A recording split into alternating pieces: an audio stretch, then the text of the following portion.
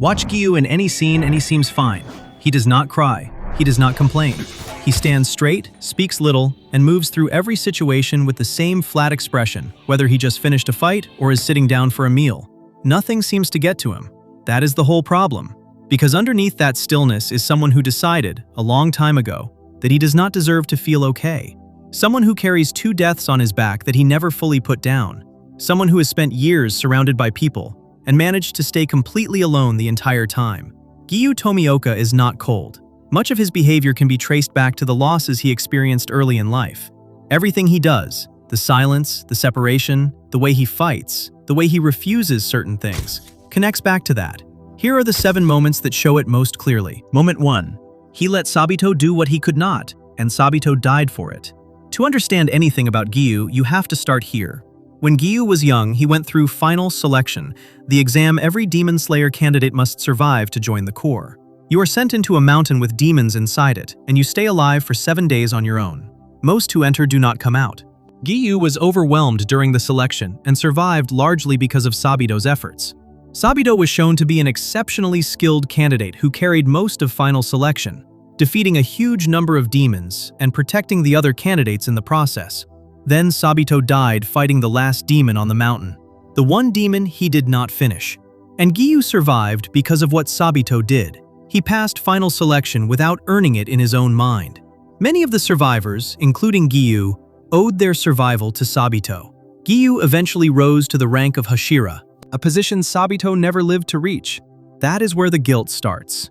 Not as a passing feeling, as a fact he carries every single day about who he is and what he actually deserves. What that guilt eventually turned into is why his relationship with every other Hashira looks the way it does.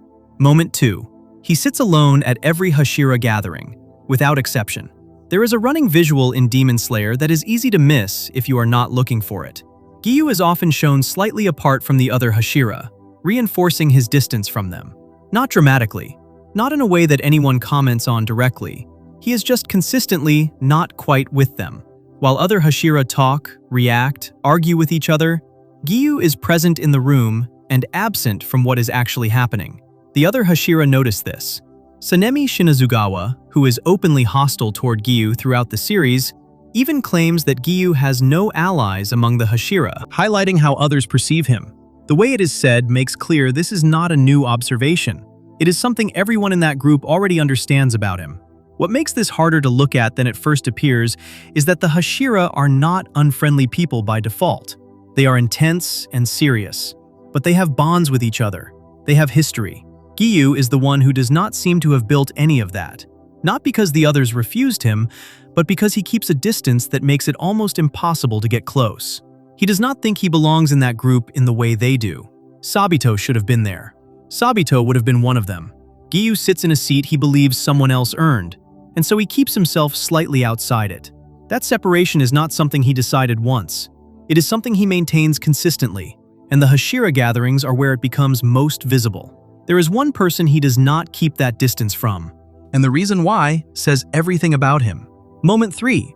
Tsutako was his last connection to a normal life, and he lost her too. Before final selection, before Sabito, there was Tsutako. Tsutako Tomioka was Giyu's older sister. His sister Tsutako died protecting him during a demon attack when they were children. Giyu survived it the same way he survived final selection, because someone else stepped in front of what was coming for him. He was a child when it happened. He had no ability to stop it and no reason to blame himself by any logical measure. But the pattern was already set before he was old enough to understand what patterns were. The people close to him put themselves between him and danger, and they did not come back. His sister died protecting him. Sabito died protecting others while Giyu was overwhelmed. The shape of both events is nearly identical. Someone who cared about him, or cared about the people around him, paid the price that Giyu was supposed to pay. By the time he became a Hashira, he had already lost the 2 people whose deaths left the deepest marks. He entered his adult life carrying both of them, and neither loss had a clean ending where he could tell himself he had done enough. This is the part that makes the distance he keeps from other people make a different kind of sense. The closer someone is to him, the more that pattern feels like it might repeat. Staying slightly outside everything is not just guilt. It is also something that looks like protection, even if he never says it that way. Tanjiro is the first person in a long time who pushes through that distance, and the way Giyu responds to him shows how unused he is to it. Moment 4. He breaks his own rule. Because of Tanjiro and Nezuko, then disappears after.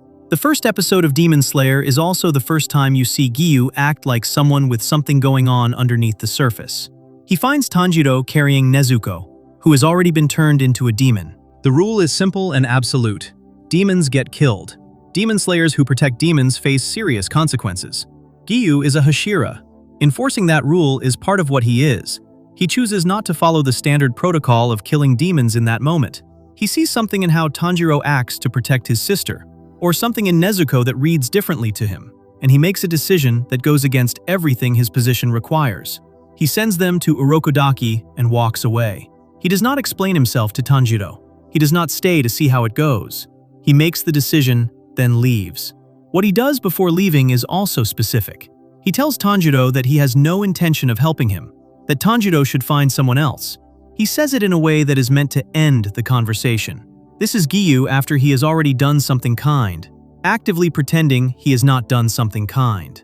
A person comfortable with connection would have handled that differently. He helped and then immediately built a wall between himself and what he just did, because letting it mean something would require letting Tanjiro mean something, and that is not a door he knows how to open anymore. He does not show up again in Tanjiro's story for a long time after that. He made one exception to the rule that governs his entire world, then stepped back into the distance before anyone could ask him why. The moment they are finally in the same fight together shows something he has almost never shown anyone. Before we move on, if you're enjoying this analysis, please consider subscribing. It helps the channel tremendously. Moment 5. He smiles, and it takes Tanjiro calling him out to get there. Later in the story, Tanjiro directly tells Giyu that he considers him a friend, and the exchange that leads there begins with Tanjiro saying something almost nobody else in the series would have said to him. He calls out the distance Giyu keeps from the other Hashira. He says it simply, without cruelty, the way Tanjiro says most things. He is not trying to wound him, he is just saying what he sees. Giyu's response is to say that he does not care about that he does not need it. Tanjiro pushes back. He tells Giyu that he considers him a friend, that it matters to him. And somewhere in that exchange, one of the rare times Giyu visibly smiles happens. Not a small, controlled expression, but something that looks like a window that has been painted shut for years suddenly moving. That smile lands differently when you understand the context. It is not just warmth. It is the reaction of someone who has gone long enough without hearing anything like what Tanjiro just said, that the words themselves catch him off guard.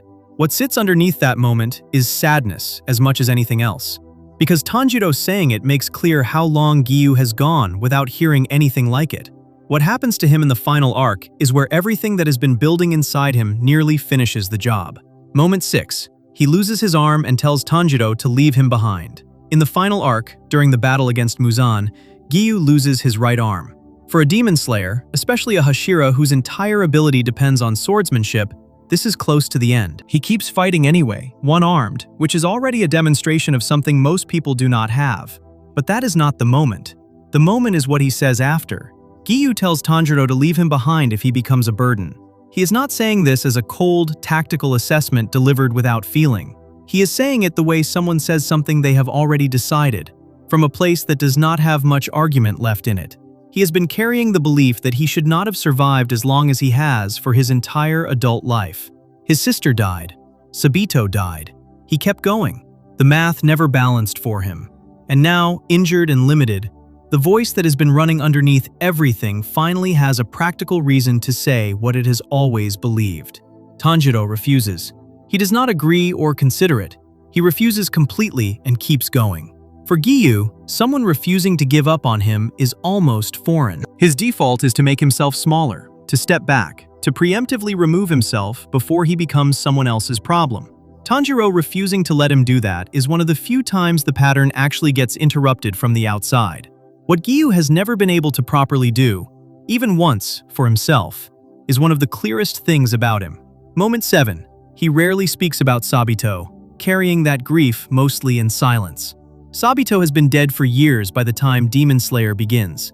He died at Final Selection, which happened before the main story. He never appears in person. He exists only in flashbacks, in Urokodaki's grief, and in Giyu's silence. Giyu rarely speaks about Sabito directly, carrying that grief mostly in silence. Not to the other Hashira, not to Tanjiro, even after they become close enough that Tanjiro calls him a friend. Not to Urokodaki, who raised Sabito and who would understand more than anyone. In the entire series, Giyu does not have a single conversation where he openly talks about what Sabito meant to him or what his death actually cost. The closest the series gets to it is what Giyu carries visually. The haori he wears, the half-red, half-solid pattern, represents both Sabito and Makomo, another child Urokodaki trained who also died. He wears their memory on his body every single day. He just never says it out loud. Grief that gets worn instead of spoken is not a small thing. It is the weight that makes every other part of Giyu's behavior make more sense. The distance, the refusal to let people close, the way he told Tanjiro he had no intention of helping him even while helping him. All of it connects back to someone who lost the people who mattered most before he knew how to carry it properly, and rarely found a way to put it down since. The haori never comes off. That is the answer to most questions about Giyu Tomioka. None of these 7 moments are complicated on the surface. He is often shown apart from the other Hashira. He broke a rule and then pretended he did not. He smiled in one of the rarest moments the series gives him. He lost an arm and said to leave him behind. He never spoke Sabito's name out loud to anyone. Each one is small enough to pass by without stopping. Together they describe a person who has been holding something heavy for a very long time, in the quietest way possible, without ever once asking for help carrying it. Giyu is not distant because he does not feel things. He is distant because feeling things has always ended the same way for him. The people he was closest to are gone. The ones he let matter did not get to stay, so he keeps the door mostly shut. He wears the memory of Sabito on his back instead of speaking it. He helps Tanjiro and then immediately says he was not helping. He tells Tanjiro to leave him behind in the final battle because some part of him has never fully believed he was supposed to still be here. And then Tanjiro calls him a friend and he smiles. That is who Giyu Tomioka actually is. Not cold, not broken beyond repair, just someone still carrying the weight of surviving, long after he stopped thinking he deserved to. If you enjoyed this video, make sure to subscribe. Thanks for watching and I'll see you in the next one.